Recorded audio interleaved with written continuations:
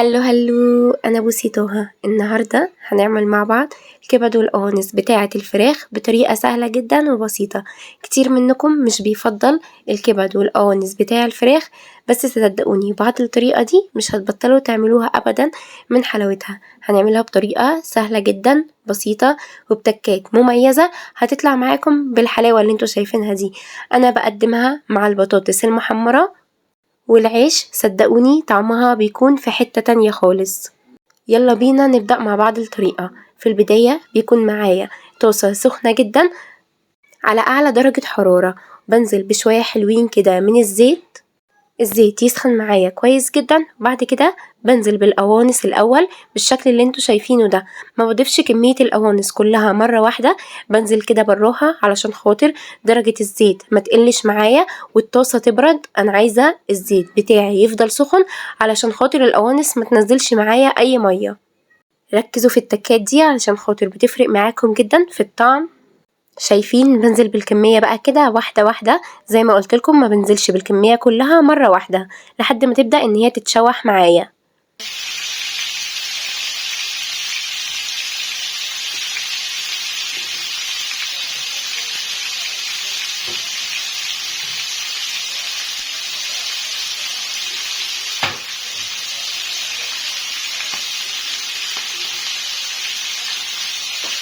بعد دقيقتين بالظبط بتكون خدت معايا اللون كده بقى من تحت، وتكون بدأت تتغلف وتتشوح معايا كويس جدا. فبقلبها، ما بقلبش خالص الا لما تبدأ تاخد معايا لون كده بالكامل، علشان خاطر احافظ على درجة حرارة الزيت وما ينزلش معايا اي مية تماما. زي ما قلت لكم التركات دي بتفرق معاكم جدا في الطعم.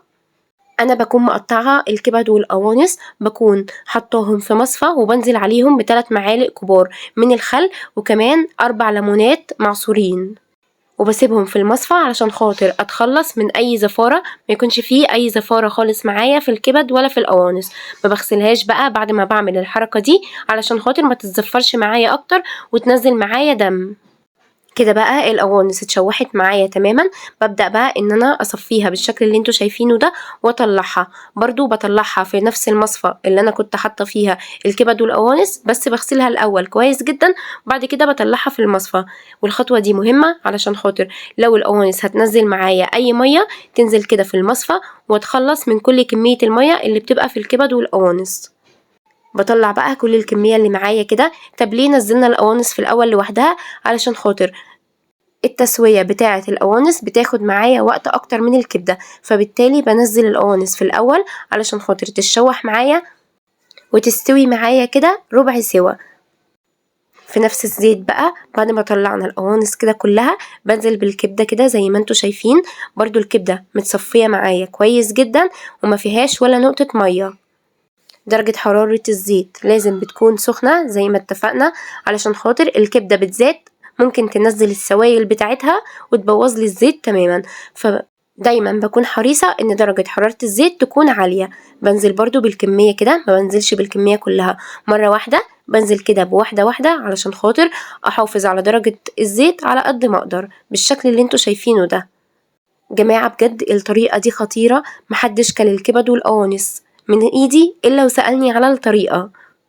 بجد طعمها ما يختلفش كتير ابدا عن الكبدة البلدي اللي احنا بنجيبها، بالعكس ده بيكون ليها طعم مميز جدا. شايفين بقى بضيف كل الكمية كده زي ما انتوا شايفين، ما بضيفش واحدة كده على التانية، لا انا كده بضيف كل كبداية كده لوحدها علشان خاطر احافظ على درجة الزيت بالشكل اللي انتوا شايفينه ده.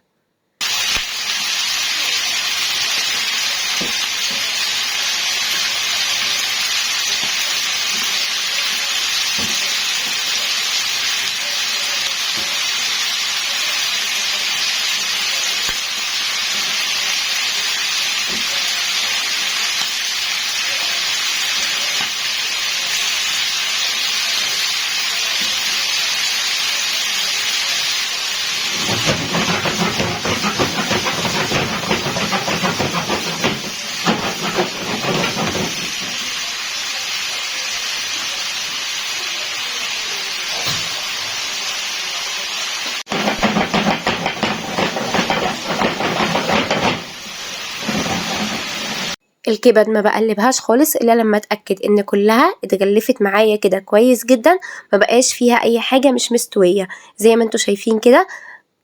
بطلعها برضو على طول بالطريقه اللي انتوا شايفينها دي، وبطلعها برضو على المصفى عشان لو فيها اي كميه من الميه تنزلها معايا في المصفى بالشكل اللي انتوا شايفينه ده.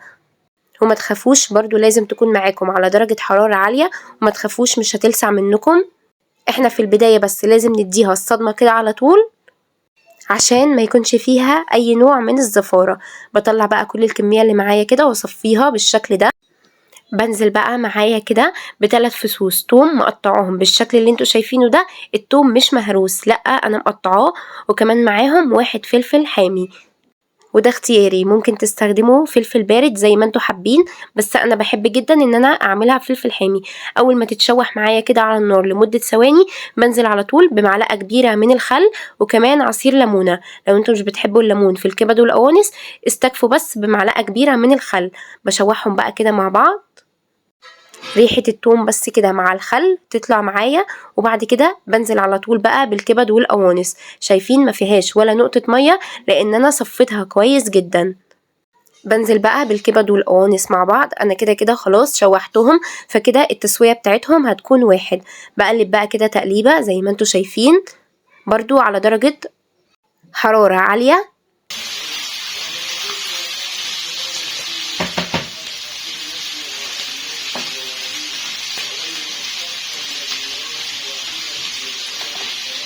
بكون مقطعة بقى شوية حلوين كده من البصل جوليان.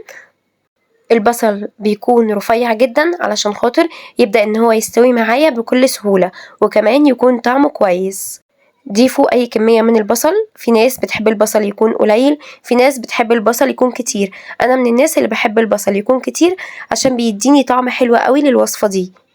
اول ما بضيف البصل بقى ببدأ ان انا اهدي النار بتاعتي تماما، علشان خاطر انا مش عايزة البصل بتاعي يستوي قوي، انا بحب احس بالقرمشة بتاعت البصل كده بسيطة. فبضيف البصل بتاعي في الاخر. بضيف بقى كده نص معلقة صغيرة من الفلفل الاسود، وعليهم ربع معلقة صغيرة من الكمون، وربع معلقة صغيرة من الكزبرة. والتوابل دي اساسية للكبد والقوانص. وكمان ضفت ربع معلقة صغيرة من التوم البودر، ورشة خفيفة خالص من البصل البودر. بس كده، مش هضيف اكتر من كده توابل عشان عايزة استطعم بالبصل مع الكبد والقوانص واحس بطعمهم اكتر.